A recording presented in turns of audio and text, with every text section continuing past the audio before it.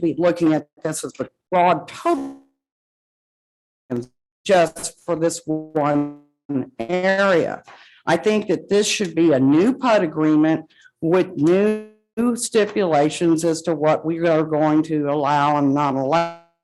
Make that back between structures a little bit more rather than how close they are now. There's other considerations. I know the deal about the widening of the streets had a lot to do with emergency services, but I just think that we're jumping into something that we haven't had time to really review. I just know that these two tracts of land, if you put them in under the current PUD, it'll be under the current PUD's stipulations. And really, I would only do that if there were restrictions placed on those tracts of land that get incorporated, or it's just a new PUD agreement all the way around. Thank you. Thank you, Ms. Fulton. We have anybody else who wants to comment during the public hearing? Item, please.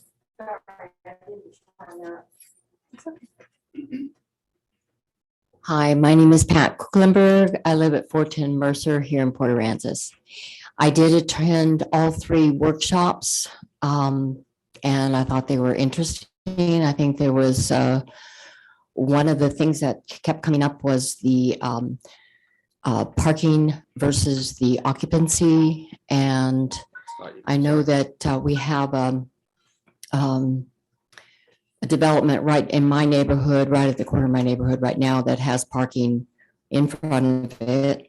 It's Chad's. And but right now people are parking in the street on Station, and that is a really dangerous thing. They're on both sides. They're blocking not only the view that we have when we come onto the street. Is this related to item 2.1? Because if not, we'll bring you back during the public comment. Okay, when you said public hearing, I didn't know. I just. No problem. Which good part is you got a minute and you get another 3 minutes when you come back here. Okay, very good. Well, thank you. Very good. All right, I'll be back. You got more time. Does anybody want to comment on item ZCR 21-2694?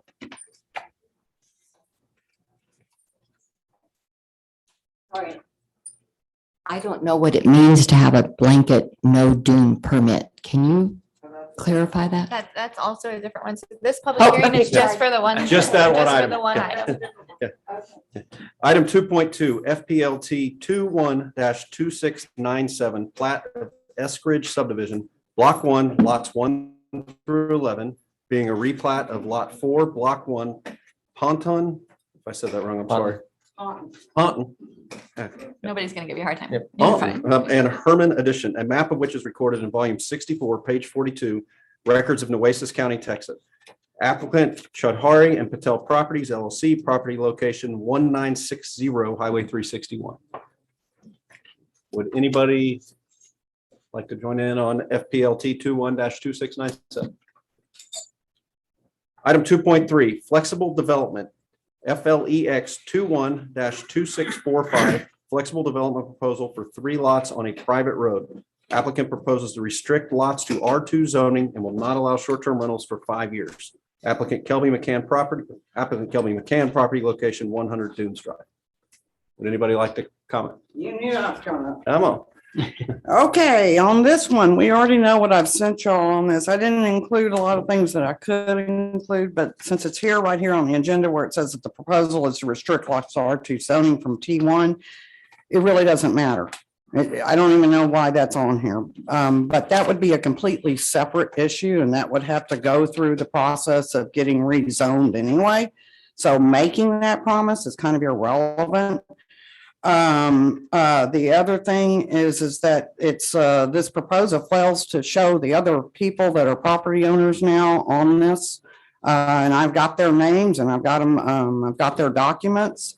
They're not listed in any of this of your packet, just so you know. They're not in there, but they're supposed to be, apparently, at least according to what I found in the, and I think I point that out. But the main thing I want to say is this development seems to, it goes out of what the premise of a flex unit is all about. There's only two requirements for a flex unit. One is that somehow There's either going to be a long, and it's an either or. It's not like and. There needs to be some type of long-term housing type situation provided. Or there's going to be some type of public use benefit, something that's given to the public. And in this proposal, none of those two requirements are met. And I want to make that clear. None of those requirements are met. So this is the first thing that needs to be considered when looking at this. All the other stuff is just irritations for me, but those are the first two things. Thank you. And Kathy, I missed it. What did you say should have been included in the packet that wasn't? I think I just cited the deal in here, but I think it was the neighbors or something, or The other owners. one of the other owners. there's surrounding two neighbors. other owners, and they should be shown on this according, and I don't have that one cited. What I do have cited is that they weren't supposed to go past what was a barricaded dead end road. And I do remember those barricades at one time. They may have come down after Harvey, and they aren't supposed to have done that as required. They were supposed to have gotten a permit just to do that as required under section 2016. Anybody else like to comment on item 2.3?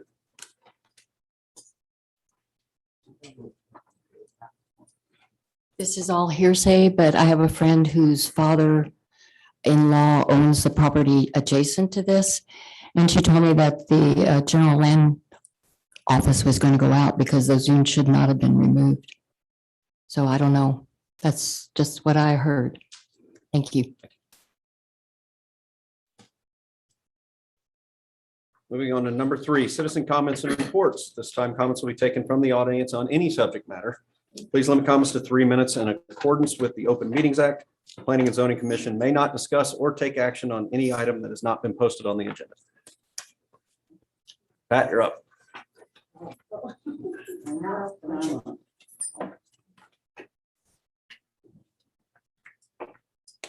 Okay, back to the meetings that we had this last week. I think it was good. I really enjoyed hearing from the property managers. I think they had good ideas and definitely good intentions. It only takes one rotten apple to ruin a barrel. I know that one of the things they kept talking about was possibly the occupancy, keeping the occupancy to the parking that was available.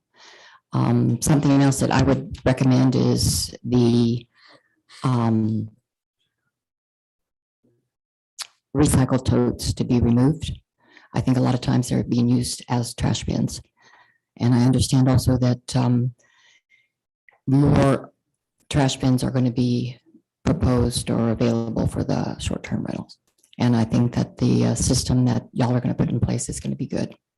Thank you. Pat, they met shortly before this meeting at 3 today. That full group met. They're going to meet again on November the 9th.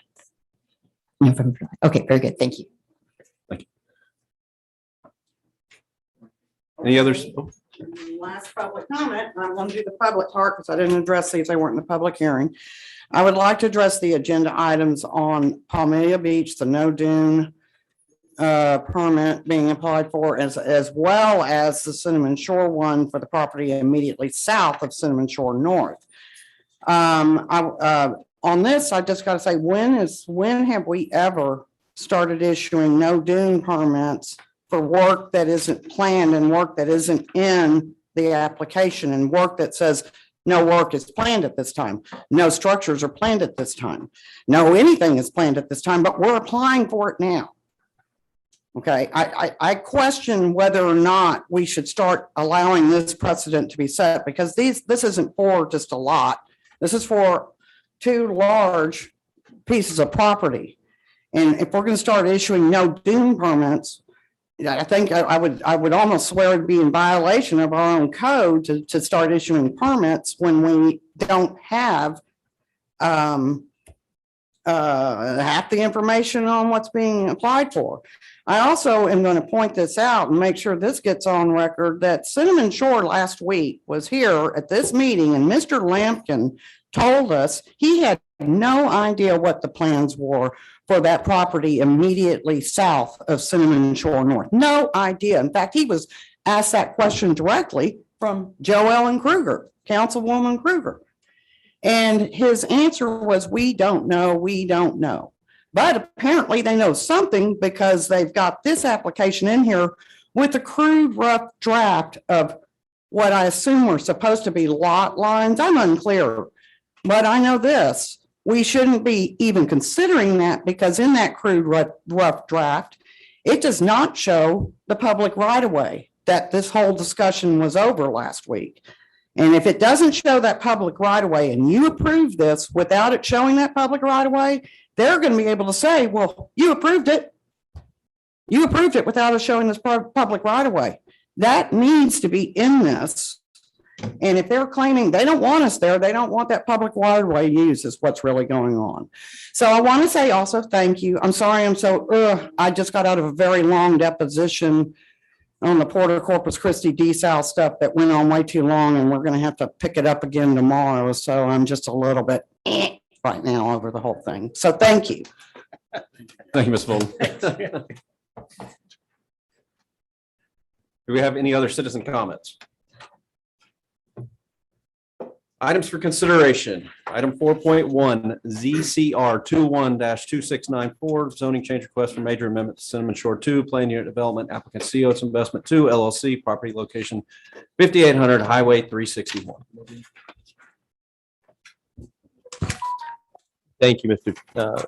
Chairman, Commission. So we've got Stephen Grunwald, who's the project engineer, one of the project engineers for Cinnamon Shore. And I'm going to kind of have you come up and walk through. And as you're coming up, let me kind of preface all of this. So Nicole's got the location of the tracks that were purchased and were not part of the original planned unit development. Not, I guess we'll call it the master plan. And so what this is proposing to do is bring them in, I guess, into the fold, so to speak, into the master plan community. Plan unit development is really kind of a blank slate.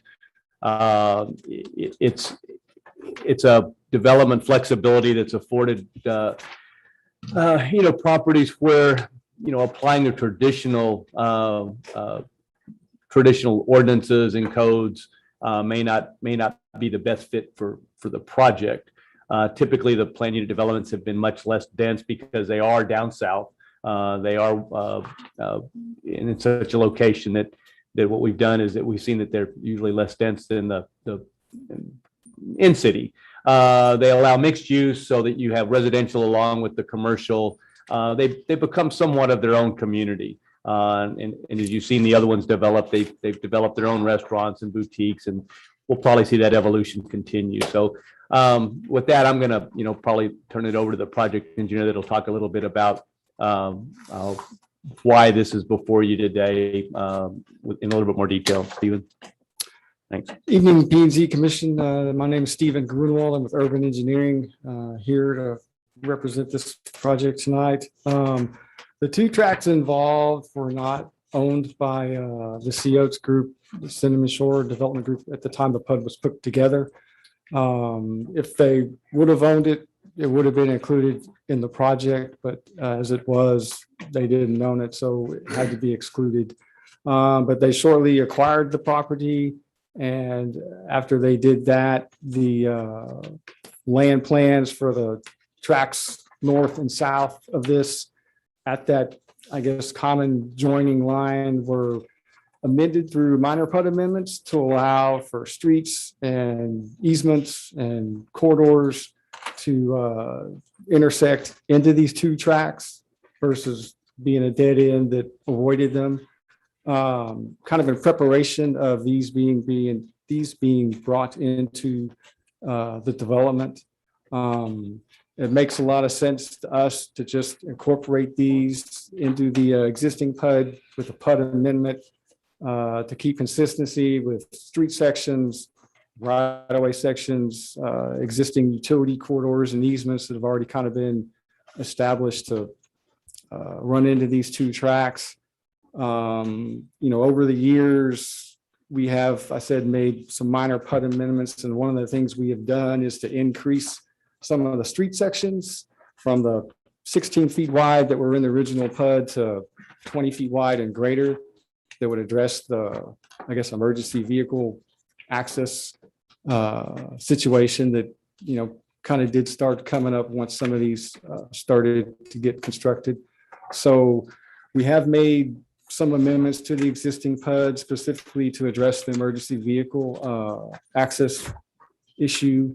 And like I said, for consistency with the track north of us and the tracks south of us that are already in the PUD, we just like to bring this into the existing PUD instead of trying to create a new one that would, be in the middle of an existing PUD being a separate PUD. Seemed to make a lot more sense to us just to bring it into this one. We're not proposing any other change to accommodate the development for this tract. We're just basically staying with everything that's in the existing PUD, which also made a lot of sense to us. So if y'all got any questions, I'm more than happy to try to answer them. Stephen, just for clarity's sake, and I think I know the answer to this. There's no other properties. There's no other COTS property around this one. This is completely surrounded now by COTS properties. Correct. Okay. The portions of the PUD north and south of these two tracts are owned by COTS. And now this property is also owned by COTS. It's just not part of the PUD. Right. And I asked that question because any adjacent properties that any adjacent properties are subject to whatever our default setbacks and everything else. So you can't come in and put a planned unit development next to an existing tract and deviate from what the setbacks are on that adjacent boundary. Like I said, so the PUDs, although they're given that flexibility to make a lot of modifications to suit the development because they kind of comprise their own community. We don't let them impact the adjoining property. I just wanted to point out in this case, it is a developer that owns both sides. So there's no other impacts to non-COTS properties. That isn't always the case. Height, any difference from the development We're not proposing any changes. to design that. codes that are existing now? No. What's the current zoning of that property? PUD. It's zoned. No, no. TR3? Oh, I'm sorry. The underlying zoning is TR3. And it's in the area of town where PUDs are still allowed. That was pretty much the land use plan that's still in place, is that to move the higher denser mixed use development south of 1A. Further And south. that's why you see most of them down there. Is there a 10-acre limit? Does that apply to PUDs? It's not a- There's a Not a minimum limit, for there's a the- minimum. I understand that there's like one place in this side of Port Aransas that can accommodate a PUD, right? And then below 1A, Yeah, so a PUD has to be a minimum of I think 9. 9 acres. So it has to be at least that large. And I think there's one tract one tract in town. just north of 1A but I think that we didn't allow any planned unit developments north of 1A by ordinance now. So the only place a planned unit development can be, just because of the size of land now, is south of 1A and it has to be over 9 acres. Okay, in order to ask you, how many acres are those two tracts? There's approximately, there's probably approximately 11.6 developable acres. A lot of the acreage is part of the dune complex and the beach, which is not really developable. Uh-huh. So if you're looking at how many developable acres are in there, it's about 11.6. By rough calculation. So there's other activities going on in Cinnamon Shores with dune permits and right of ways and access and stuff like that. Do any of those other issues compete or confound with these two lots? I don't think, no dune permit and all those other issues are for a different area So of that's, Cinnamon Shore. They own property on this side of the highway and they also own stuff on the bay side and they own stuff up yeah, I mean, I'll further just cut north to as the well. point. What my concern is, and I don't have any particular issues with this, don't get me wrong, but what I'm concerned about is piecemealing things such that I lose the impact on the aggregate, right? I mean, I really don't understand all that's going on out there with due permits and rights of ways and then incorporating these PUDs. And my angst is that any one piece is probably fine, But in the aggregate, I'm may not understand exactly what I'm trying to about to approve or not approve, right? I mean, so it's I mean, I don't know, in my opinion, this kind of cleans this area up and, you know, instead of having a gap in two areas of an existing PUD, it all becomes one area in the same Yeah, but PUD. there is some concerns I know and some discussions on the roads and setbacks and things that I need to understand better. But Okay. your points will take. The Dune permit was previously approved for these two tracks as well. So there's a Dune permit Correct. that is approved for these two tracks already. Correct, that you guys looked at a few Right, months. for the property Yeah. that will be in that 1,000-foot, Mhm. that was already done and I submitted mean, prior to. that's kind of my point is I'm getting this stuff without getting the whole picture of it and stuff like that. I mean.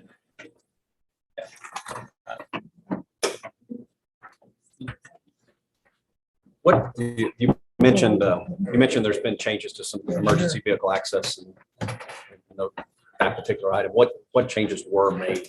The PUD has certain street sections that were adopted with the original PUD, you know, at the time was based on a land plan and its street section had a proposed section. You know, over time, we've realized that some of those streets were just too narrow. I mean, there were a lot of alleys that were only 16 feet wide and that was the only street that provided access to some lots. So we've increased that to be at least 20 feet wide now, which would accommodate an emergency access vehicle. But in most instances, there's an alley and there's also a bigger street out front.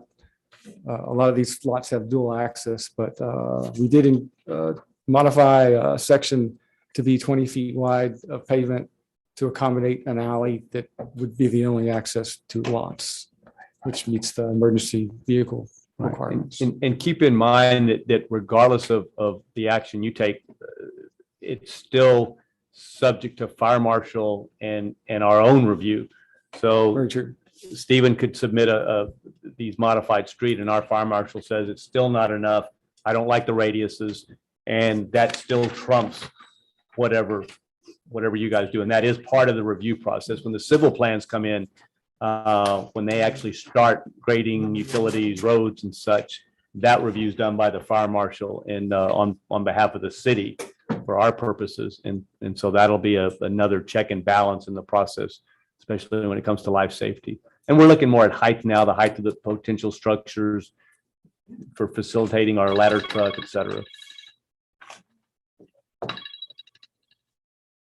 just going to go around. Marty, do you have any more questions? No, sir. Marty? Hold on. That was the only change that was made from the pattern of the other two existing things. The only thing you made was the width of those streets. I mean, there's been several minor amendments over the years to the existing PUD. But that was one of the things, yes, we did create a street section that would accommodate emergency vehicles a little better than some of the alleys did Basically, the before. only thing that's different from what's on both sides. Oh, no, this is pretty much, I mean, it's Using the going to have same its own pattern. unique street layout, whatever, but it's all consistent with what's been done before. Same Just kinda idea carrying it through. behind the urban centers and so the same height, the same look, kind of the same mixed use, commercial mixed in with residential. I think higher density, I guess we'll call it the urban centers. That's kind of the new urban planning mantras. And then as you get out around, a little bit less dense, but always subject to change to market conditions. That's the flexibility that we give these planned unit developments is the market changes and the market switches more to estate size lots. You could see a replat as you have that takes a few smaller tracts and divides them into bigger lots or vice versa. The market becomes more for cottage style, a little more affordable. You'll see that replat come in. It doesn't change the fundamental residential tone, mixed use tone of the development. So you'll see restaurants and boutiques and that kind of stuff likely develop as it gets traction. Build out, Stephen, for something like this is typically, I know obviously it's a little faster right now, but these are 10, 15, 20-year build outs. Daniel Mazak is here. He may want to interject just something on Yeah. that. I mean, at the rate we're kind of building these things out, I mean, instead of 10 years down the road, I think the areas in this PUD or the areas that we're wanting to add into the PUD probably developed in 5 years, 6 years, If these trends continue. 3 to 5 years. Trending towards the latter. So a little faster than some of the stuff is I'm coming. happy to maybe give like an overview or just. take a Sure, minute, sure. if that's all right. So, little history on like the PUD. I worked on the original document when or first introduction. Daniel Mazok, General Manager of Development over at Cinnamon Shore. I know there's a lot of new faces and we're happy to have you all participating with the City and Planning Zoning Committee. I've been following a number of these for about a decade here through my career, and it's gained a lot of experience working with the city of Port Aransas. So it's been a great opportunity. In 2016, I think we came in for the original PUD. We acquired one of the tracks in March of 2016 that we're looking at here and another in August. So I think we were just too far down the road with urban engineering preparing the original PUD amendment to consider adding these at that time, because it's a 3 reading like item and it just would have taken too long, and we didn't want to spare that 6 months to add those 2 units at the time. And so I've been on board now since about 2017. And in that time, I've considered adding these tracks in on a number of separate opportunities. We actually came in early 2020 with a PUD amendment that we were submitting right before COVID happened. And at that time, it was also including revisions relating to the hotel and conference center. And the addition of these 2 tracks were included in that application. But when COVID hit, it got tabled for a while the city scrambled to address those types of issues. And then later we ended up moving the hotel and conference center to the marina site. So we never ended up submitting that application. But what we chose to do with the application in front of you now is the only thing that is being added to it, other than the change he mentioned regarding the alleyway widths, is the addition of these 2 properties and the assignment of the colored transect zones. So we didn't go into the text anywhere else and propose any changes. We wanted to keep it pretty simple. The ask is to add those 2 properties. So since the beginning of the time that we've owned those properties, we've kind of considered them as part of the collective plan and been working on a way to develop across those 2 properties contiguous with the rest of the development. So some of Stephen's materials here include, and your materials as well will include, the proposed roadways through those areas and show how that lot gets developed.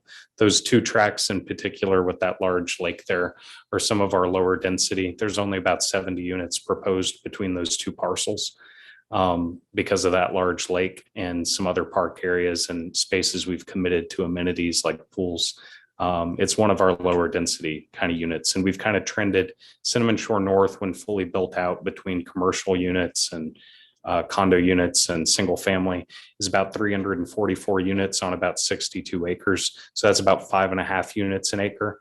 And south on 147 acres will end up being about 4.5 units an acre. So we're down about 1 unit per acre in total count, or about 150 units across this subdivision versus the density that was developed at north. And we expect that we'll continue to kind of trend down over time. And in terms of unit sizes, we are doing some cottage, some tighter density little clusters of units, but that's not our kind of bread and butter. And I think it's balanced out by the tendency to have some other larger lots and single family lots. Particularly, there's an interest now in people developing kind of family compounds or 2 homes on 1 lot, both for them to kind of invite people down. So I think we're going to continue to see that density kind of slowly drop on those. But I just thought I'd like to give you a little bit of background and history on the application and why we're here today versus why these weren't included initially. So thank you for your time. Thank you. Or PNC. Do any commissioners have any questions or comments or? Negative. Invite a motion. Make a motion to approve item 4.1 ZCR 21-2694. Mike Dayon has motion to approve. Craig Scott has seconded. Nick Lorette, Yes. Craig Scott, Yes. Barney Farley, No, Marty Phelan, No. Leslie Smith, Yes. Mike Dayon Yes. and Chad Schmidt. Yes. Motion carries. Thank you, guys.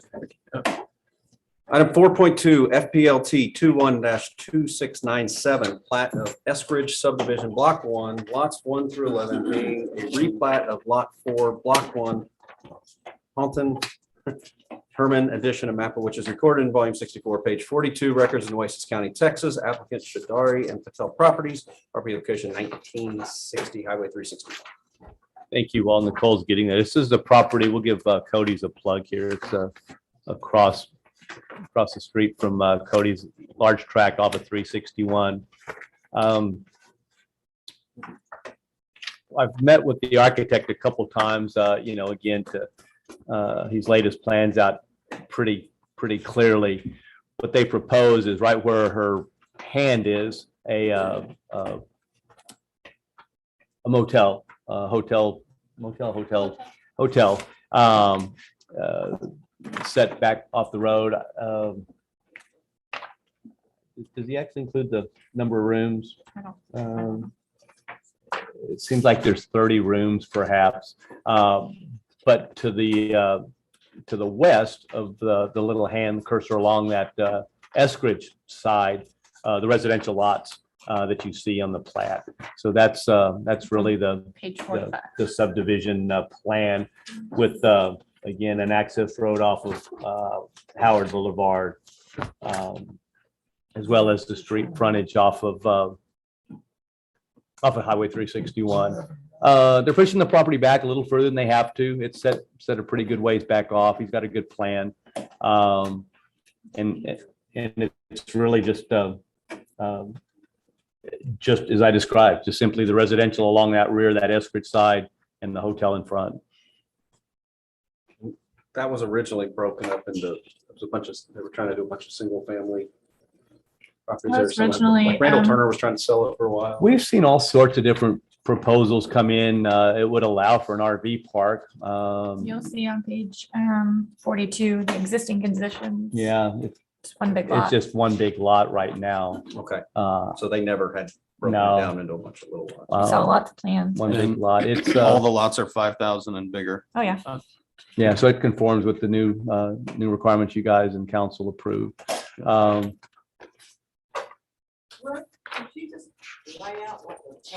Could you come? Could you? Cody's is right there on the bottom in the center with the yellow dot on top of it. That's Cody's. Thank you. And Existing Susan. zoning is, Commercial too. Okay,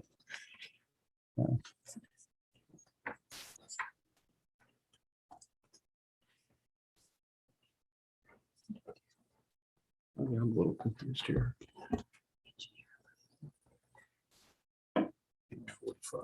Nicole's just pointing out, we never got the, we've not gotten the final comments back, but if you'll note, our reviewing engineer had some minor notes to the submission. We don't think, or obviously you guys have it in the package. We don't think they're significant, but Those it does need to revisions be. have been remade. We just haven't They've gotten been the made. final approval from the. But should you move to approve it, we would ask that you incorporate those as part of it, just subject to all of that. So all those items are currently missing, Yeah, just, it was a block number. base flood elevation. They're all fairly minor Mm. revisions, so I would just make any motion subject to the revisions being accepted by the reviewing city engineer.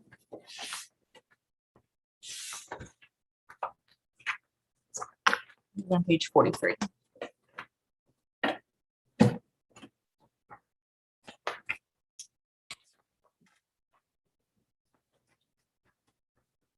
some clerical stuff. Yeah.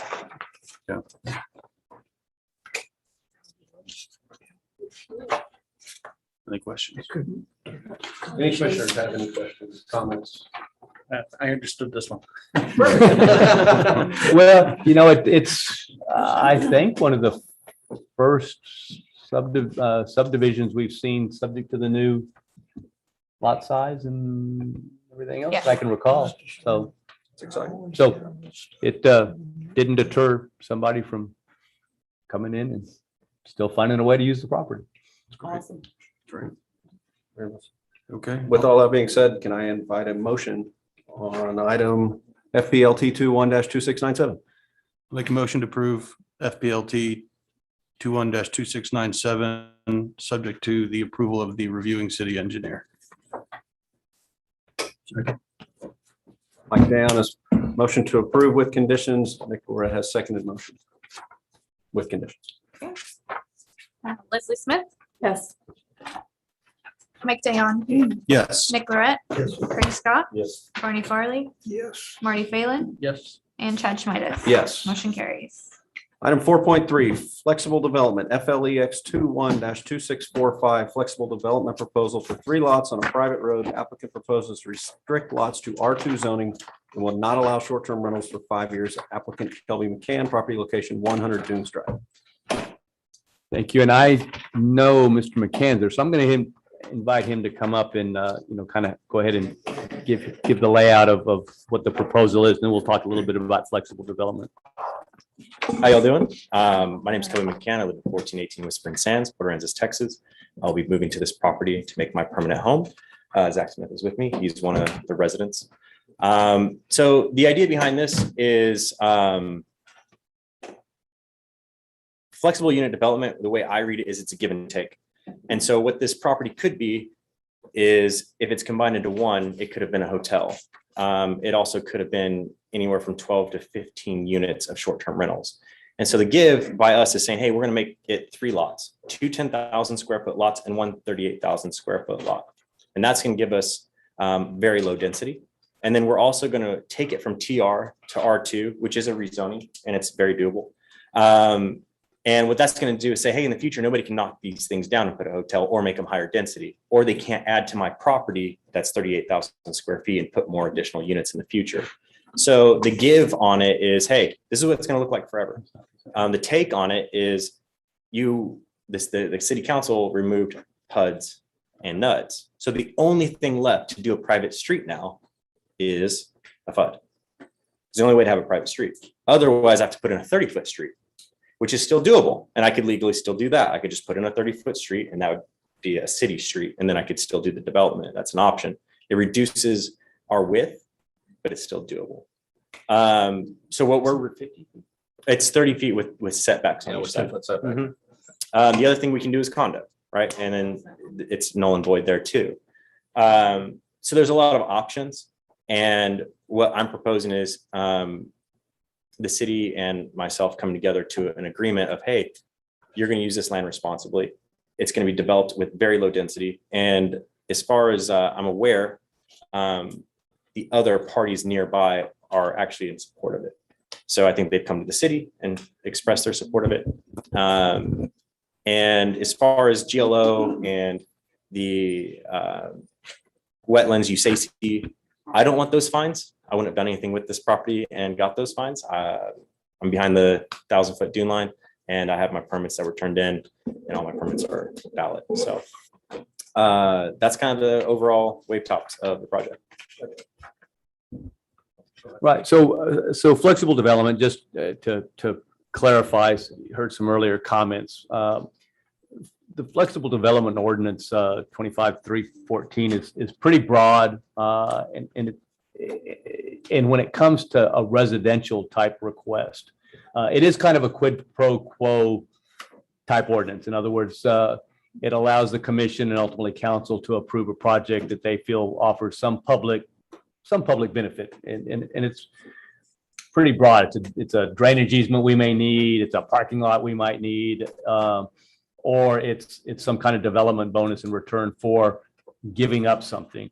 And so with respect to a residential request, anything that has to do with residential housing, the only requirement, it's written in the ordinance, is that if the ask is to allow for additional density, then whatever the resultant additional units that are given, they have to be long-term only. So that, like I said, if And you're in this asking case, for, we're looking to decrease density. right, right. So the density part in this case is kind of a moot point.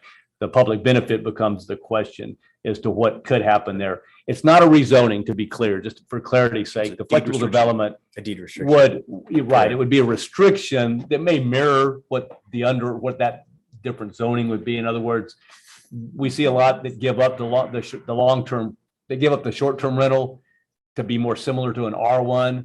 So it's not a rezoning to an R1, it's just a restriction more similar to an R1 that doesn't allow the short-term rental. So that's how it's affected. And it's either via plat note or it's recorded in the public records of the county, possibly both. Yeah, just and we would be depending. deed restricting it at the county level. So, but the flexible development ordinance is simply that. It gives a lot of broad discretion to the commission and then ultimately the council, just depending on what you perceive the public benefit or value is. And if that's, again, if it's less density, given, again, the discussion regarding parking and the others, then that's certainly within your purview and your call.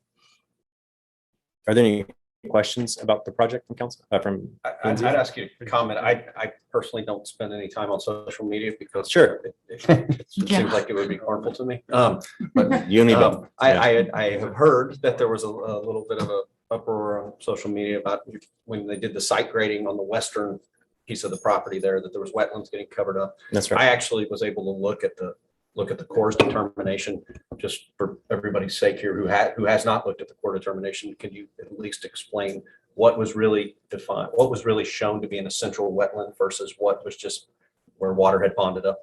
Yeah, sure. So if you guys have the copy, did everybody get a copy of it? Okay, so there's 9 declared water sources, and they were from coastal all the way up, and it was EW1 through EW9. And that's how they're labeled. EW1 reaches all the way up to dunes, and it's considered tidal, or actually a WOTUS connects to waters of the United States, where the others did not. And that's not my determination. That's an engineer who comes in and says, hey, this is our opinion. And what they do is they exclude anything that is non-jurisdictional, that is not tied to waters of the United States. Everything else is different. So they, EW2 through 9, which is all above dunes, which is where we graded. Or we didn't grade, we cleared. Those were excluded, and they're not considered jurisdictional wetlands. And so is it a wetland? Absolutely. Is it a protected wetland? No. And that's kind of like the difference in Port A. Everything in Port A was at one point a wetland. It's whether or not it's jurisdictional or not. And that's determined by whether it's connected to a waters of the United States. Right. So does that clear that up? And let me add to that again, because I too don't subscribe to social media, and would encourage anybody that hears or has any fears or hears these kind of things on social media, please come to the department and get the actual answer, rather than get all agitated and angst about what you hear on social media. I personally talked to the Corps of Engineers when this first started, and talked to Matt at the Corpus Christi office. He was very aware of both the work that was going on and of the letter that they had already issued. And so we had a letter, actually, Kelby had provided the letter from the Corps. So all the work that was being done was well outside the dunes. So the dunes don't enter into the discussion at all at this point for the work. And we do allow an owner to level his property. We invoke some additional requirements if they raise the average grade by more than 12 inches, because you impact, when you raise the grade, obviously you have the potential to impact neighbors. In this case, we talked to both Kelby and Island Construction, who was doing the work. They were knocking off the highs, filling the lows. So they were just trying to get to some area of mean grade, which again, we would allow anybody on their property to do the same. So like I said, it was done completely properly, but it does seem like, from what I hear, there's a lot of social media uproar that tried to stir a lot of things, and it just was a lot of misinformation. And as I've told a lot of people, because lands are wet don't mean they're wetlands. Because they have cattails does not mean that they're jurisdictional wetlands. They're wet land, but there's not a violation. And finally, just to wrap up, the Corps has a huge stick. It is a very painful and expensive penalty, and they've invoked it. And like I said, that in itself is probably a huge deterrent, because Again, one of the things we wrote into the ordinance is we do notify the Corps of any development on a half acre or more when it starts, so that they're on notice. What they do, since they have sole authority, is up to them, but we notify them. But like I said, they carry a big stick and would make somebody undig whatever they filled, restore it. They're a little, Mitigate, yeah. they're a little worse than GLO when it comes to their punitive approach. 5-year monitoring plan after that. So GLO did reach out to us saying that they got complaints of a potential violation. We provided them with all of that information. It was And outside of their it- jurisdiction. The completely. yellow line is the Dune permit, the Dune protection line. All the work is being done west of that. Landward of that. There's a 1,000-foot line. Yes, it is. I'm well aware of that property. Well, not your property. Yeah, and there's One 500 adjacent. foot lines and 1,000 foot lines, and that's what we've done. We've cleared, but as you were No, going. go ahead. But really what we're here to say is, hey, we want to make 3 fee simple lots that are forever going to be single homes, right, on R2s. And they're going to be lived in by families right now. My family is 4, 2, and 5 months old. They're going to grow up there and go to school there. His children are in junior high and under. They're going to go to school there, and it's going to become family property. And Kelby, one last thought, just make your case, just go back to the give and the ask. Yeah. So go ahead. Yeah, you feel like you No, want I to was say gonna something? say, I understand the given the ask. Okay, yeah. Right, and I'm with you on that, and I would much rather see this development than a hotel out there, right? I mean, that's just the reality of it. I just don't think it meets the ordinance as written. Now, we may need to change the ordinance. So the ordinance, when you read it, is if you increase density, there must be a long-term give, but we're decreasing density. Well, it says to encourage and facilitate the creative construction projects that serve public or community purpose, the commission will consider and the city council may grant reasonable development bonuses and allowances. Eligible projects might include, but not limited to, development that dedicates lands or property to the public benefit, parks, beaches, drainage easements, right of roads, housing development to restrict it to long-term occupancy only, not long-term for 5 years, but long-term occupancy, and unique residential construction or modification designed for workforce housing. I don't see how this proposal, Qualification at the very top. Yeah, limited to. what's it? It's wide open. That's Yeah. the purpose. I wrote it, Marty. It's wide open to give you guys. It says not, discretion. it says not Determine that. limited to. Not limited to is the May qualification. include, it may include those, but it doesn't. Examples. And really, it's to give the city the flexibility to say, hey, this is a great idea. We didn't think about this, or this could come up. Let's do this. Or without trying to predict the future. Nobody would have thought, hey, Kelly McCann's going to go de-densify this to 3 houses. Like that's not something somebody would have thought of, where when it was 1.6 acres altogether, and you turn a hotel sideways this way, before the 35-foot ordinance just came in, that could have been a 60-foot structure. Why for 5 years though? Oh, Why because, just 5? Why not just? because I know that how resale value works, and that'd be 20% off my property in the future if I ever want to sell it. I wouldn't do that to the people purchasing from me. Would this be fair? Mike is our attorney, Mhm. right? If it complies with the ordinance as written, can we have him review it and make sure that the proposal meets the ordinance? Is that a fair? This is not an objective ordinance. I mean, you're welcome to put any stipulation if you choose to put it subject just wanna to make our sure city. I understand, Yeah, that subject makes to sense. city attorney approval. Whatever you guys want to do is fine. I just want to make sure that we're not out approving something beyond the Understood. scope And- of what the ordinance. And keep in mind, whatever you guys do still goes to council for ratification. Right. So if that's your pleasure, we'll Yeah, certainly run just it by at least there. be on record Yeah. to validate it. That makes sense. That the, because there is a benefit, right? I Mhm. mean, we're not going to put a hotel or a bowling alley or something like that, right? So there is benefit. Have we established that across us that the? Well, I don't know. benefit I'm is just the speaking for reduction? myself. I'm just speaking for No, myself. I'm not that's- speaking for anyone else, right? I just want to make sure that for me, for my vote, that it is aligned with what the ordinances permit. That's all I'm saying, right? And I'm only speaking for myself. not anybody understand. else. Well, I have a question. The larger lot, well, let's just say you don't build something on it. Your plat goes through and you made this agreement and whatnot, And then later on, you decide, I'm not gonna build there because there's wetlands or there's a Sure. problem of whatever. And you go ahead and you sell it. Well, the later person can go in there and replat it and the zoning didn't change on it. We'll deed The restrict den- it. the density, That restriction goes with the land in perpetuity deed. or in For whatever 5 conditions you years. approve. Oh, Five Or well, whatever you years. approve. well, Yeah. the Short-term rental is the only thing that's the 5-year window. Yeah. The density's forever. Density, the reduction to the R2 type zoning would go in perpetuity with this land. okay. Yeah, and the 5-year thing is more like, hey, just we're just not going to do it. We're going to be living there, you know. And if can I walk over to the TV? You may not be able to hear me on YouTube. The way this wetland runs, just so you all know, is there's a deep water wetland right here, right? And so we're not even pushing our home site to the front. There's a nationwide 18 permit. You can get to do that to fill in 0.2 acres of a wetland. This is 0.22. But I didn't pull that to fill in this area. So I'm actually keeping my house all the way back here as well. So we're not even trying to get to the 500 foot. So we're really like, this is going to stay forever what it looks like. And then we're going to be back here. That's the way it's going to be. And I'm going to have to get a Dune permit for that. So I'll be back here because they'll be within the 1,000.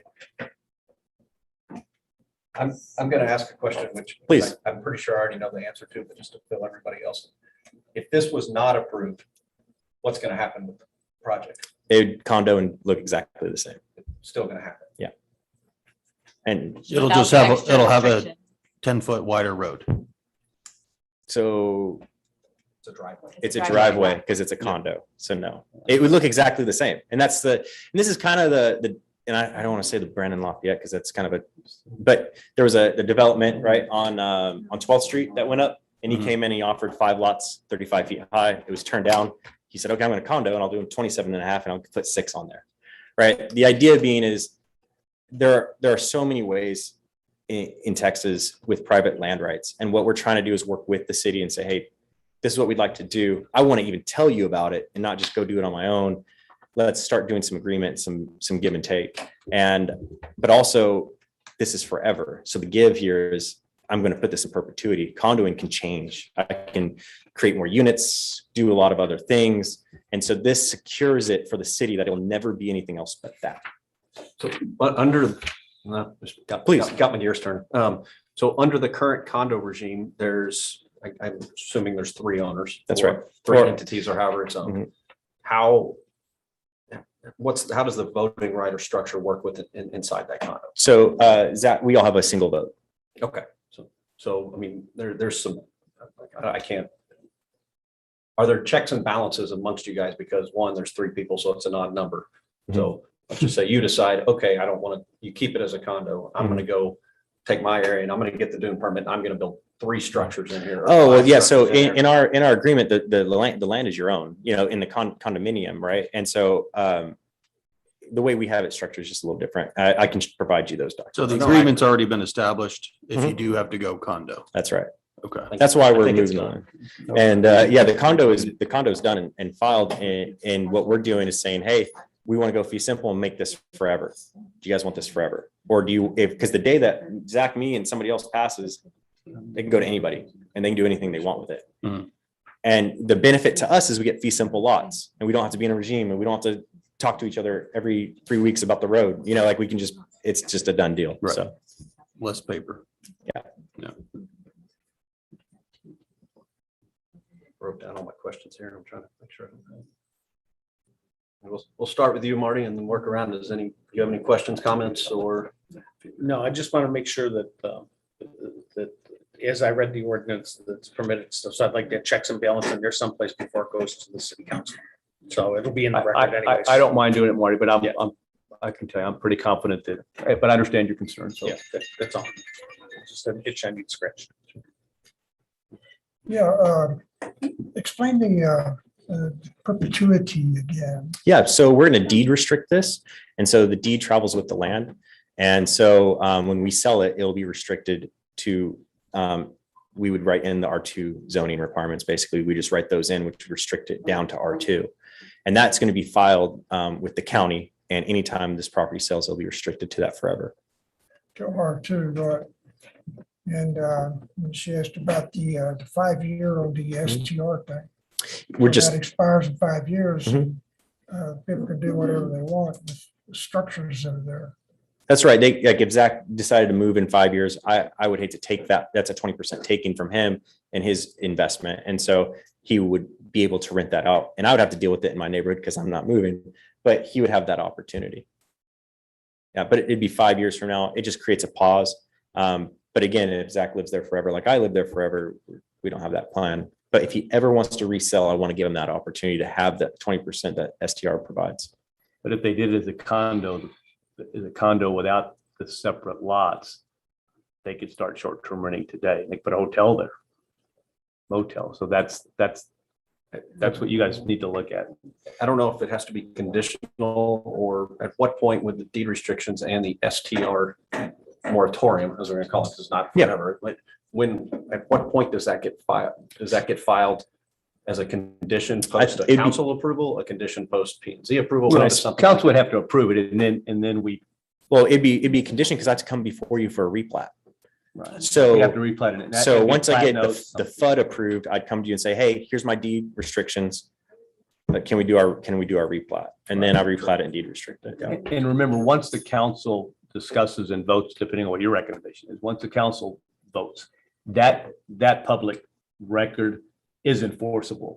I promise you, we've talked ad nauseum with the city attorney Yeah, on but these there- programs. So once it's on the record, so we don't even have to, although it's a little bit more of a management issue on the rental.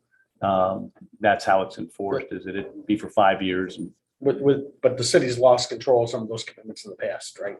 Island Mooring and some other places. specific. We'll talk offline of yeah. that. That's not for here. For these, so you own all that property? Not anymore, no. Zach and Jerry Barris own two 10,000 square foot lots. So the deed restrictions go with Mhm. these guys? Yeah, it goes with the condo. So we have all agreed to this in the condo regime. And so for us to replat this, we're going to provide those deed restrictions, show all 3 lots as deed restricted. Okay. That's how we carry forward. That's how we get replatted. Yeah. That helps me. You've been remarkably informative. Thank you. I try to think outside the box on these projects now. Barney, do you have any more questions? You know, what kind of structures do you see being built there? Sure. He already has his home designed. It's just they're standard single family homes, 3 of them. So he has his home for his 3 kids and him. I don't know what 3,500 square feet. 3,500 square feet. Mine's less. Mine's gonna be 3,200 square feet, just homes. I'm actually gonna have a guest house, so a 600 square foot guest house. So each of those. 599. Each of those 80, properties. Yeah. sir. R2. Correct, sir. Yeah, that's right. R2. Each of those properties has a big yard. Yep. You know what I'm saying? They're on 10,000 square foot lots. We could have done 5,000 to meet the minimum, but we doubled the lot size. They're gonna be 3 stories. Yes, they will. Well, I don't know if yours is. Mine is. Mine's only 2 because I don't want a 3rd flight of stairs, but yeah, it's up in the future. Well, that's why he needs to be 3 to look over. the That's property. right. Yeah. Yeah. No. I would appreciate it. Do you have any comments or questions? I'm just trying to keep with Robert's rules. No. Run the circle. None here. No, I think the city ought to have the opportunity to look at it, council. So you're suggesting that the city attorney should look at it?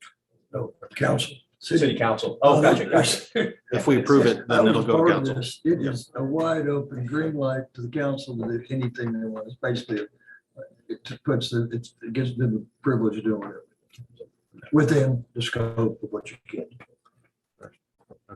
With that, can I invite a motion from anybody on this commission? Rick, go ahead. I'll make a motion to approve. Second. Marty Phelan has motioned to approve. Mike Dayon has seconded. Okay, Marty Phelan, Yes. Barney Farley, No, Craig Scott, Yes. Nick Lorette, Yes. Leslie Smith, Yes. Mike Dayan, Yes. and Chad Schmidt. Yes. Motion carried. Item 4.4, discuss and take appropriate action to confirm that BFTP 21-2663, no dune permit for Palmia Beach is consistent with coastal management plan. Applicant KM Beach LLC, Harry Ben Adams, the fourth property location, Palmia Beach PUD. Thank you, Chairman. Commissioner, let me do a quick preface because it's going to kind of impact these next two agenda items. And I've mentioned this before, but just a refresher, we probably are one of the last coastal communities dealing with dune permits that even have this process where I would even bring this to you. Natural Resource Code, GLO, when there's no critical dunes being impacted, there really isn't anything that they act or react to. If you're not impacting dunes, there should be no process. During the comprehensive plan rewrite, I assure you this part will come out and it won't come to you because there's no critical dunes being impacted. But our coastal management plan, which is, I'm trying to think how old. 27 years old. Yeah, about 27 years old. We wrote it in there and the GLO holds us to what we wrote in there, that we've got to go through this process. So the scope of it, the magnitude, I don't want to say it's irrelevant, but it's an area where they're not impacting any critical dunes. As acknowledged by the GLO, we even laughed at the fact that we didn't know how they were going to react because the GLO has been a little bit overzealous in some of their comments, as well they should. That's the area of which they have authority. And so they should rightfully be protective and oversee us being protective. But I think they understand as well that they just hold us to this because we've written it into our plan. This is probably the fewest comments, and they're boilerplate comments. They're standard comments from GLO that we've seen in years. Yes, so that's the two letters that you have here for both the no dune permits. So Leslie, I don't know if you got this at the beginning, they handed out. I'm sorry, yeah. It's a Not staple. unless it was online. So. No, it's a Yeah, GLO yeah, determination. basically, GLO basically said. Yeah. There So was actually one at your seat. Oh, You got yours? yeah. So like I said, again, there were several comments about this dune permit, but I wanted you to understand that, like I said, shortly, we won't even bring this to you because the whole idea behind dune protection is that we really need to look hard and fast when we're impacting dunes and the mitigation and if there's a one-to-one effect, if they're putting the mitigated in the right place. In this case, there's simply no dunes being impacted. So I want to emphasize that because to me, it's a big point. We're only going through this exercise because we've self-imposed it on ourselves. I'm not sure about Lampkin's comments because that was also referenced. There is on well, that's my general statement. So let's speak specifically to the agenda item. I don't want to get ahead of myself. So we're on the Palmia Beach. So there again, I don't know that it is or isn't a requirement that they come in and, provide you with what they're going to do to that area. Yeah, in this case, it's in the planned unit development, so it will be considered, it's already in that the Palmia Beach PUD. So really the only thing they can, it's a no dune permit once approved is in perpetuity because there's no dunes. The only thing that we do is that when someone applies for and receives a no dune permit designation, if their development isn't immediate, then our burden is to go back out there prior to that, make sure no dunes have reestablished, because that is the criteria. If dunes were to reestablish, then it is subject to a full dune permit because you're impacting the dune. Usually when they get this, they'll maintain it. They'll maintain it in the condition that it's in currently so that they don't have to risk that. So this particular one is a little easier because it is in that development. So it'll adhere to the same PUD requirements, the same design elements, the same codes. You'll see the replats as they come in when they get ready to improve and start to market that particular area. And that's shown on page 73. And you see that, you see the plan that was part of the original planned unit development document. So they show exactly where those where the properties will impact this particular area. Nicole and I did visit both sites today too. And, we drove out there and just wanted to make sure that we could tell you that we Snake Yeah, boots. we four-wheeled in a two-wheel truck. But we just wanted to be able to tell you that we did lay eyes on it and are pretty good. One thing that the project engineer for these are good about, because of the stick that the GLO has, they are pretty good about staking those areas as they get to that point for development, to make sure that the people doing the excavation work know where those critical dune lines are. And usually they put I don't know how big of a buffer, but there's a pretty good buffer there to ensure there's a little margin for error and they stay away from those. So Stephen, if you want to comment on that. I mean, it varies based on what we're doing. If we're doing some mass grading, it'll be bigger than if we're doing a house up against the dunes. So house up against the dunes will actually stake the toe of the dune, and mass grading within 20 feet. And then again, closer when we need to be, where we're tying in if we're affecting the dunes. But on this dune permit, we're not affecting the dunes. The goal here is to establish the resource and avoid it with some minor grading activities on the site. The developer is interested in digging out the ponds and putting some of that fill in the areas that are no dunes currently. So again, the idea is to totally avoid the dunes right now, and that's the purpose of this request. And if the request changes, the subdivision changes significantly along the dunes, I'll be required to do another dune permit or a no dune permit. So this is kind of an additional request that we're making to clearly establish what the resource is and what we're working with, and to avoid it at this point in time. And like I said, if it weren't for our extremely dated plan, they wouldn't even have to come to us. They could just start doing that work. But that's my point. So the rules say you're going to come and have this filled out, right? Mhm. That's what the rules say now. Right. And we're saying that it's dated, you don't even need to, blah, blah, blah. So either we're in the pool or out of the pool. The application says this is what's required. And it has proposed structures not available, number of parking spaces not available.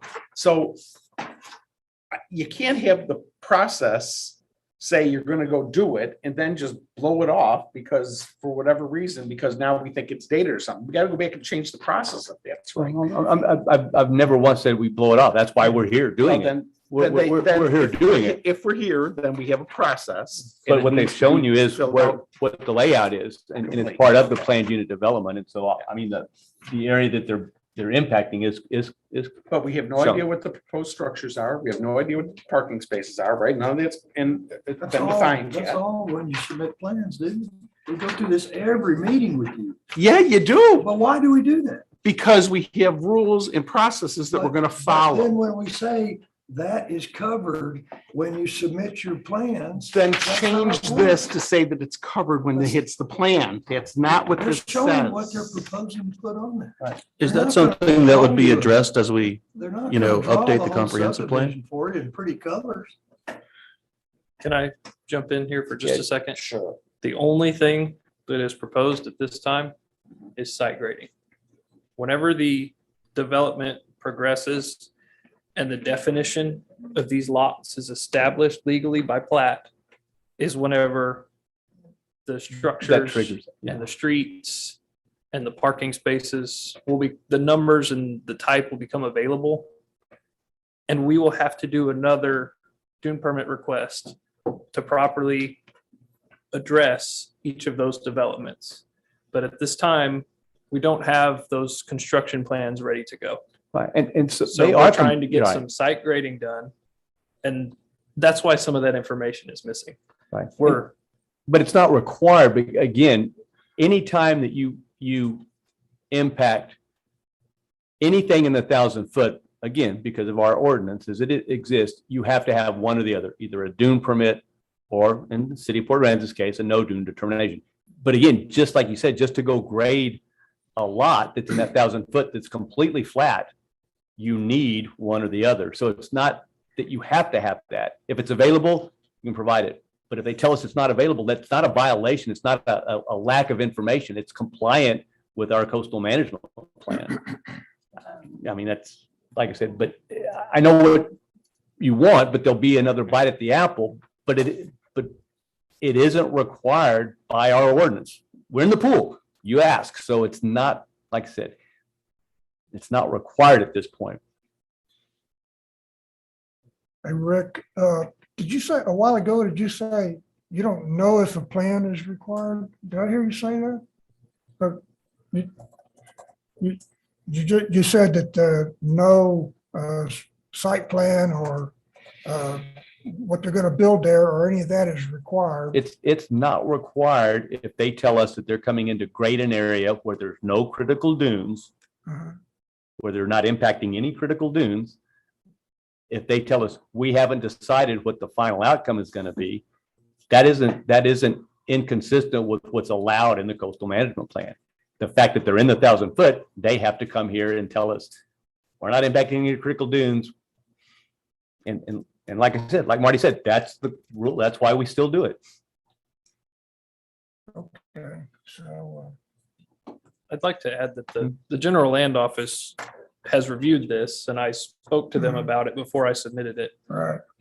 So that I could be on the same page with them, because it is a pretty big no dune permit.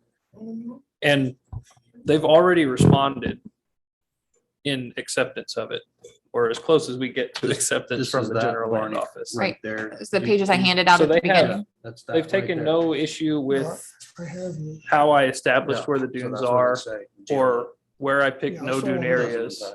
I did see. And that. I think that I they had like one that question on them.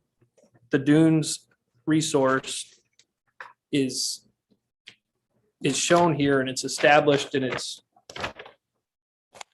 it's clear where the dunes are and aren't within the limits of this development.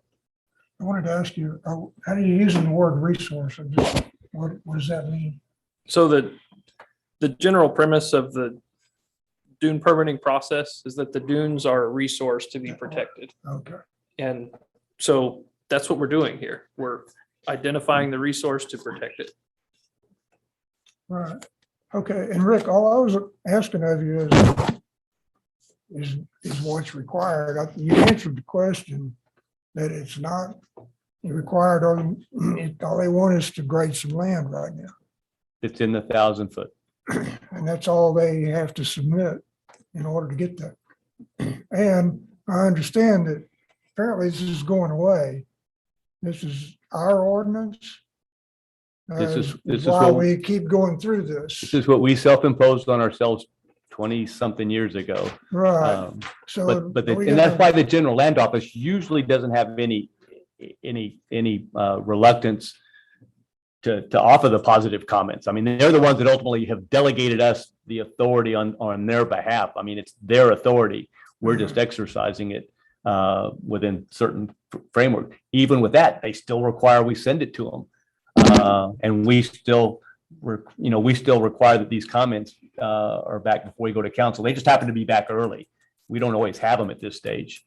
But if we get them, we'll bring them to you. But we always have them before we take it to council. Okay. When I'm looking at all the writing here, and it's just item B, what Marty's talking about here, it says all these things shall be provided or shall be submitted. Is that off? I mean, this is written on, this is Urban's format. As far as, I don't know if I've ever actually looked at one of our cities' direct no dune application permits. Because on here, it says, I understand what he's saying now, and I don't recall seeing it in this format like this, where the applicant shall submit the following items and information. I mean, I guess the information is that it's not available. It should read if available. But if it's not available, it's not available, which happened. Okay, I've got my head. Where Yeah, you and reading it has to from? be that way because like I said, somebody could come in and simply want to prepare a property, for elevations and everything else. Raising cattle? But they can't touch it because of our ordinance, they can't touch it without going through this process. They can't scrape it and everything else, even though, like I said, there's no critical dunes. It's just, Where were you reading that, Chad? Let's say page 66.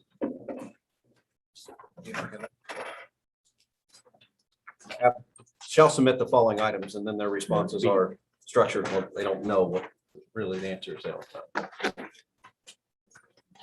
Okay, and what is your take on that? That's all that gets determined at the building process when you start submitting for building permits and civil development and adding streets and sewer, drainage. All those items have to be submitted in order to move forward with any of the building process. Because I can assure you, I mean, I can't assure you because I don't know what they're going to do. Okay. Whatever they've got drawn on there now as houses may not ever happen. They shall submit it if it's available. Is that what you said, Rick? yes, It sir. should read, they shall submit it if available. Yes, sir.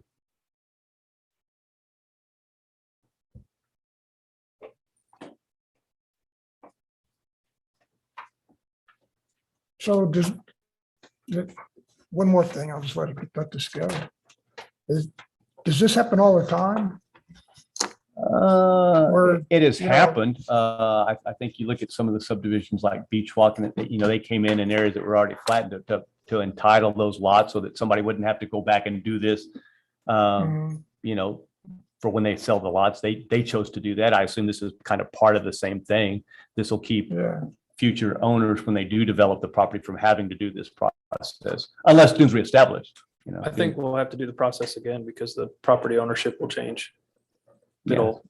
It'll be defined differently by another plat. So in order to develop these lots, I think You mean a full dune another permit? permit or another no dune permit may be required. Well, there won't I'd Well, there have won't to be read another the no dune coastal permit management. required. Like I said, the idea behind the no dune permit is that once you've established you're not impacting your critical dunes, then all we got to do is make sure that It transfers with ownership. the no dunes But if reestablished. you're inside the 1,000-foot line and you drop a building permit on it, they're going to go out there and I mean, it happened to me and it was man-made, but it became a dune.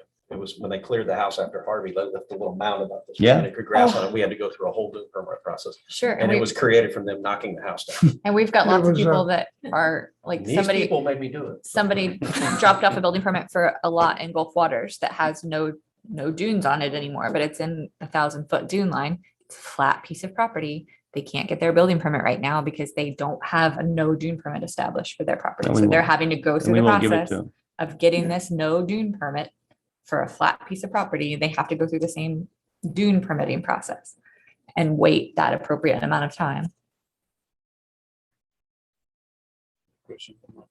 right. So we're not voting on anything. We're just going through the process, right?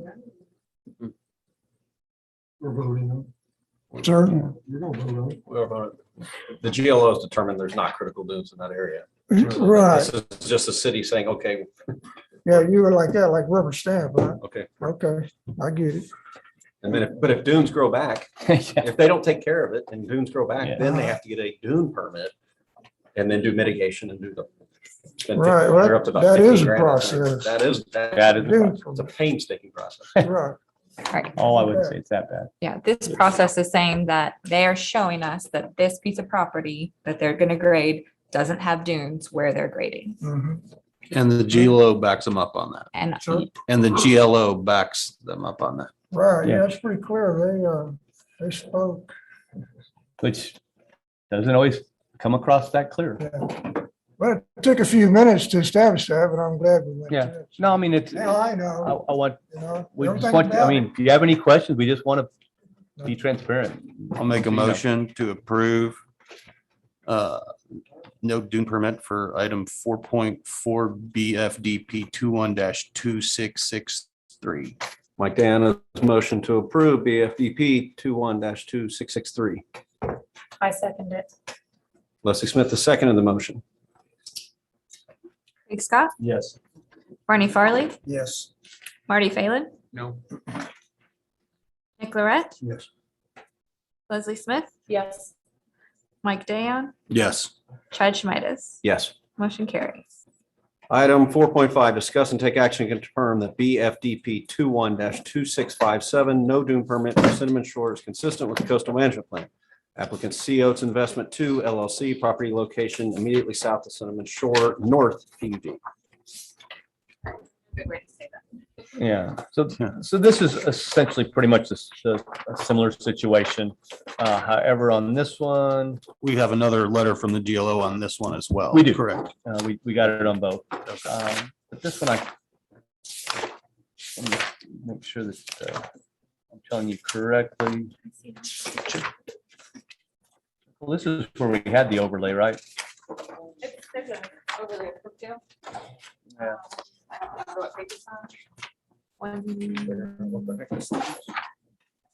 The next one's gonna be Yeah. this one. So that's on page 89. Yeah, so on page 89 of yours, you'll actually see in this case, they do have, this is the current approved planned unit development layout that was previously approved for this particular track. And you can see how the no dune, how the subdivision fits into the area that is part of this no dune determination area, currently flat. So,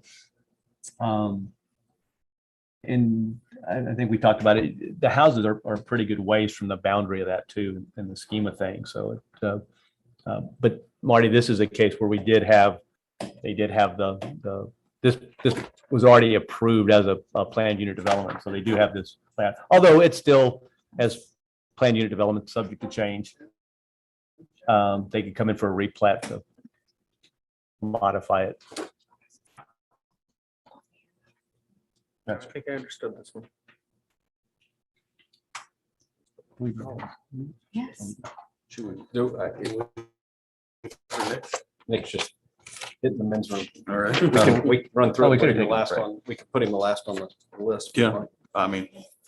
Anybody? Like I said, this is kind of pretty much the same kind of thing, Stephen. Very similar Daniel. thing. We're digging out the ponds at the front and we're moving material around the side a little bit. And we're gonna be within the limits of the defined limits on the permit application. And be out of the critical dunes, and we've established the location of the critical dune resource on the site and where there are no critical dunes, and so it's pretty, very similar to the Palmia permit. And I'll note for our two viewers at home that the GLO is also designated that no dunes as well, no critical dunes. I think they know. Yeah, if you have the time, I'd like to just explain why we're coming with the no dune permit here tonight versus like a dune permit.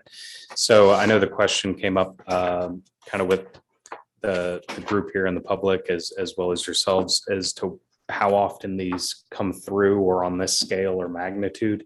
So in the case of, say, Cinnamon Shore South, I think it was again in about 2016, we received a dune permit to do mitigation on some dunes over there.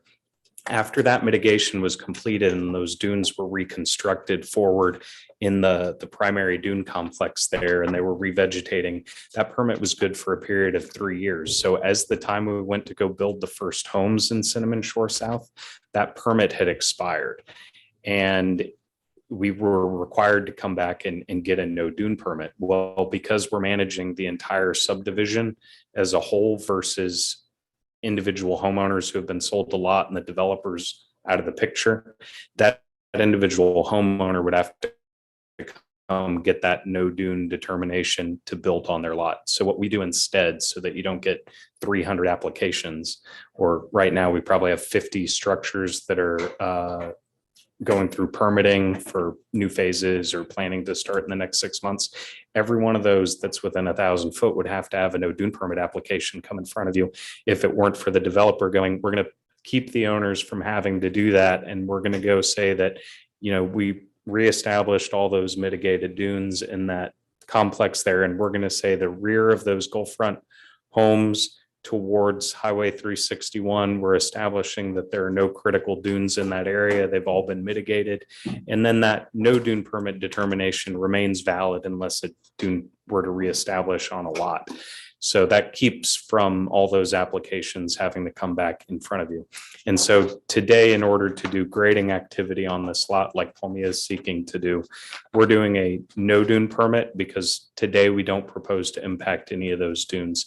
If in the future there's any plan that involves impacting any of these yellow critical dunes shown here, we'd have to come back for another dune permit, and then post mitigation, if we plan to build on it and we're outside of those 3 years, we'll have to come back for another no dune determination. So we'll be here multiple times, but for today, to do any grading activity Gulfward of this bold red line, the 1,000-foot line, we have to come seek this no dune permit. So that's why Cinnamon Shore is here today. Thanks, Dan. Thank you. Questions, comments, invitation for a motion? Yeah, who? Okay. Make a motion to approve that no Dune permit is consistent. No Dune permit is necessary for item 4.5 BFDP 21-2657. Recommend for approval. Recommend for approval. Yeah. Mike Down is recommended for approval, BFDP 21-2657. Craig Scott, a second in the motion. Nick Barrett, Yes. Barney Farley, Yes. Marty Phelan, No. Leslie Smith, Yes. Mike Zayon, Yes. Craig Scott, and Chad Schmidas. Yes. Motion carries. Item 4.6, discuss and take action to confirm that BFDP 21-2502 is consistent with the city's coastal management plan. The proposed permit will include graded lots of land for future residential amenities. Applicant Weil Family, property location 825-833 Miramar Lane. I'm gonna let you give the summary on it. 'cause it Yeah, felt no, like I'm we're gonna doing let- a Dune permit, but it's more. of we're I'm going to let validating Stevens something here. Barczyk give Yeah. us some. We talked briefly about this in relation with, related to another Dune permit that you guys had looked at, but last month. But I'm going to let Stephen kind of elaborate on exactly what all happened here, and then I'll fill in. So where this dune permit started, I guess, I had a contract with the neighbor.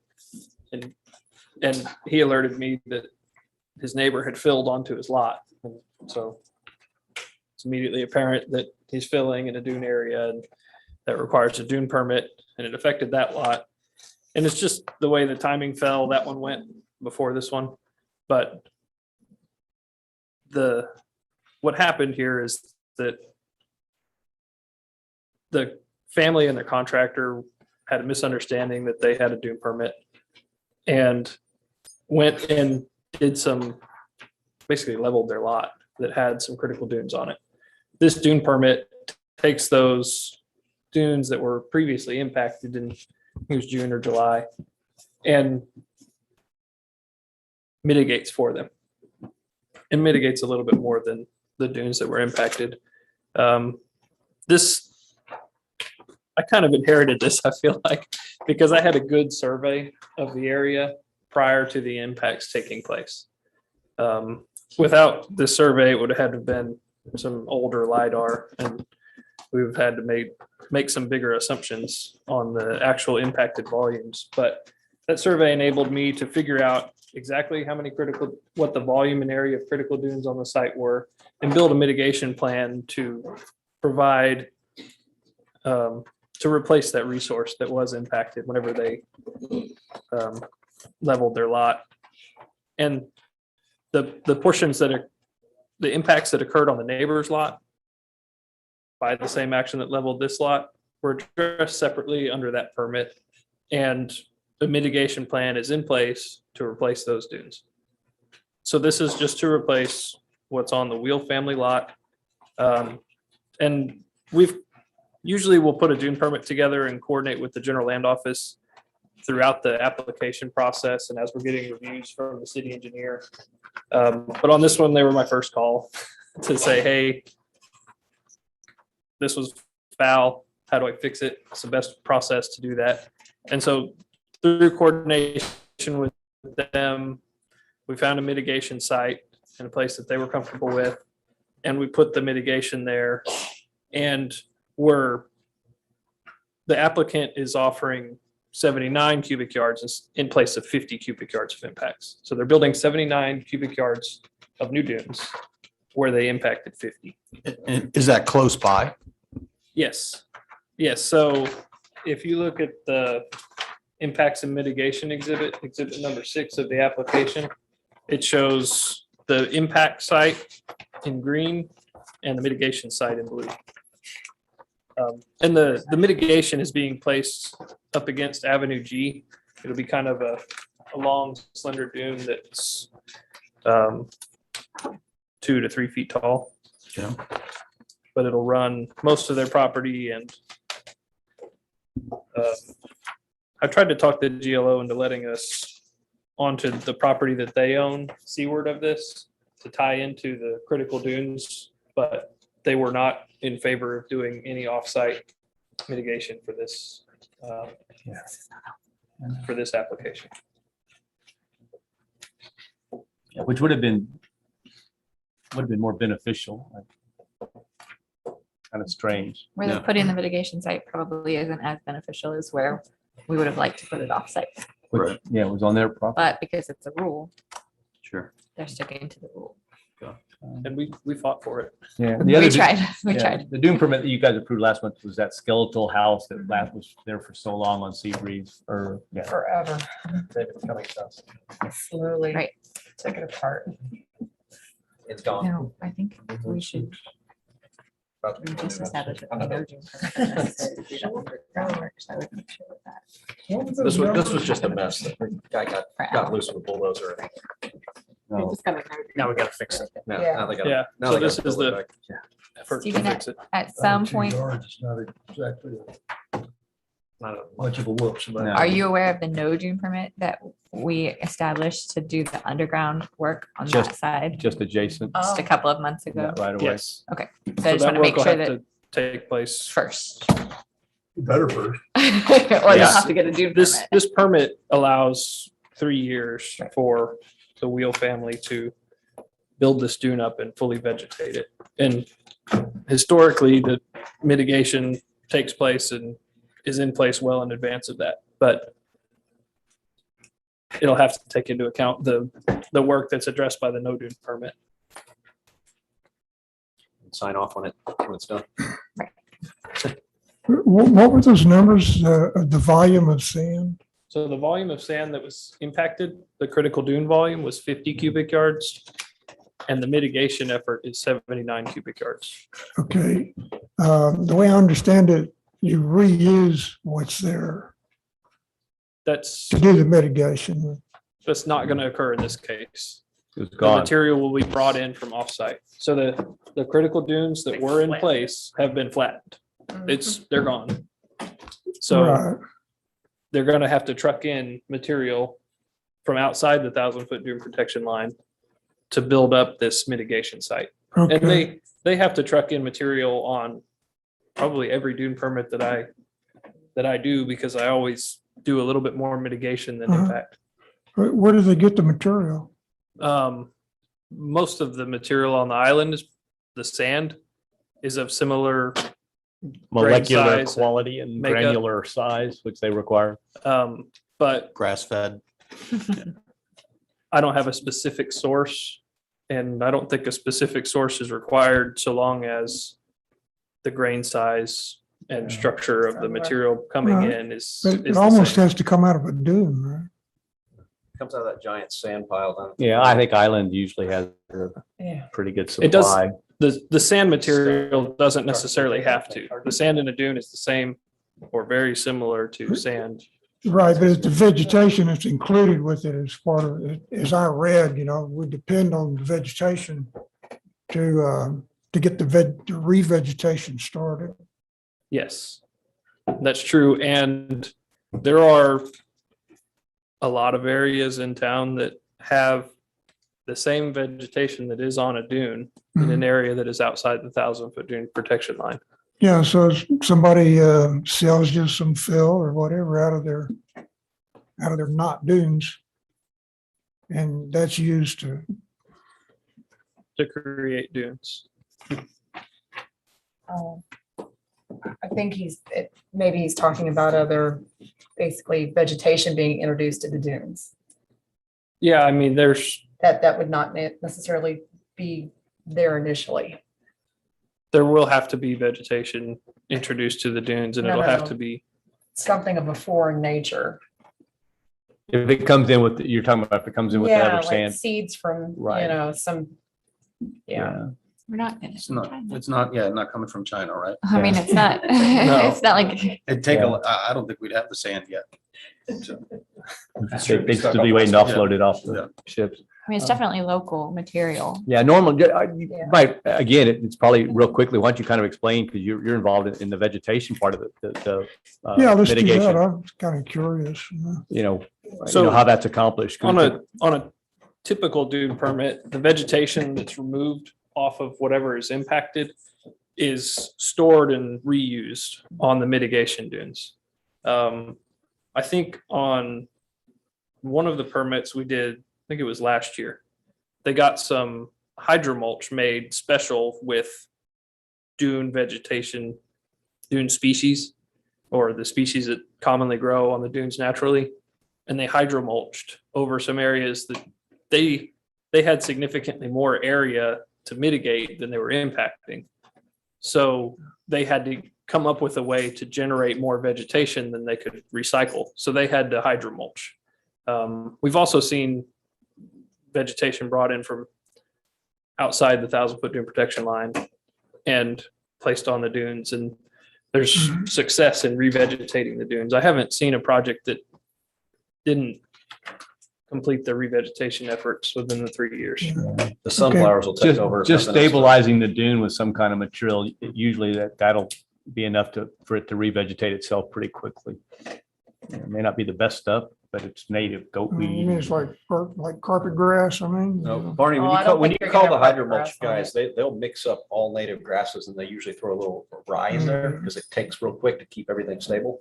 And then the natives come in and they kill the rye off. Yeah, so there's a little maintenance has to be done. Yeah. Afterwards. So you got to Yeah. get Oh, a yeah. bird Give dog salt, it and too. stay on So top of only it. certain plants can grow Okay, there. just one more thing. Or mitigation efforts, do they pretty much have a high success rate?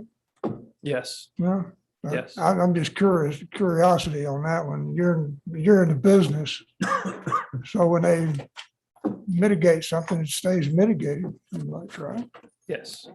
Well, and In even my like, That's largely experience. why you always put back more than you took, just as a hedge Yeah, to well, account that for did get my loss of some of the attention, sand. so. well, and like Chad Yeah, said, we've and- had handfuls of situations where somebody has graded and moved sand. It's vegetated so quickly that it becomes a critical dune in the GLO's eyes, and like happened with Chad, on a project. And now it's Less than one little dump truck. Yeah, but it's about this big. subject to, somebody digs a pool. Last June and July with the Yeah. rain. Yeah, somebody digs a pool and moves that material and they're in the 1,000-foot, it vegetates Yeah. To do. and it's a dune. Well- So vegetation is probably not, hasn't ever been an issue that I've seen in quite That's a while. good to know. And again, this one's an effort to correct a transgression. Yeah, and they did get fined. We caught them pretty early on. They appeared genuinely remorseful and surprised. They got citations, they got. They got fines. citations and they got a pretty nasty letter that just from us that said, and we copied it to GLO that said, this is what we're doing, but the GLO can take additional action if they choose. And I don't think they did. Normally, if we slap their hands, GLO is good enough, because then they still have to fix it. They still have to pay him a lot of money and then bring in stuff to restore it. A lot more than if they'd done it right in the first place. You need a motion? I would love a motion on BFDP 21-2502. I make a motion to approve. Second, Second, Marty Phelan has made a motion to approve. Everybody seconded it. Everybody. I'm not even sure who. I'm gonna say Barney, because I There you heard go, Marty him. Farley. Craig Scott, Yes. Mike Dayon, yes. Leslie Smith, Yes. Nick Lorette, Yes. Barney Farley, yes. Marty Phelan. Yes. Chad Schmidt. Yes. Motion carried. Item 5, Planning and Zoning Commission comments and items for future consideration.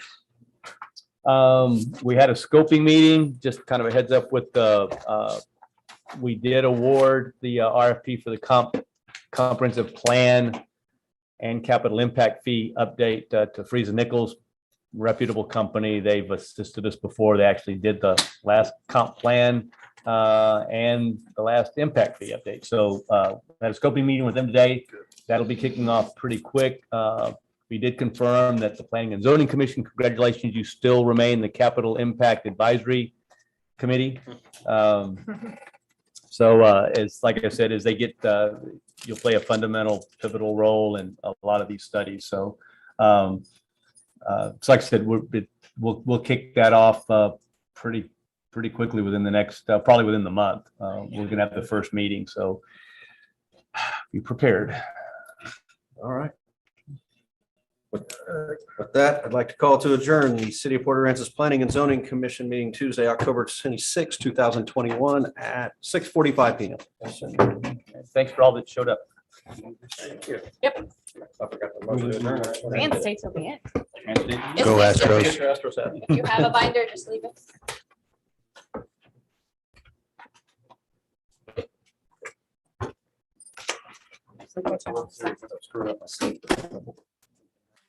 Yeah. I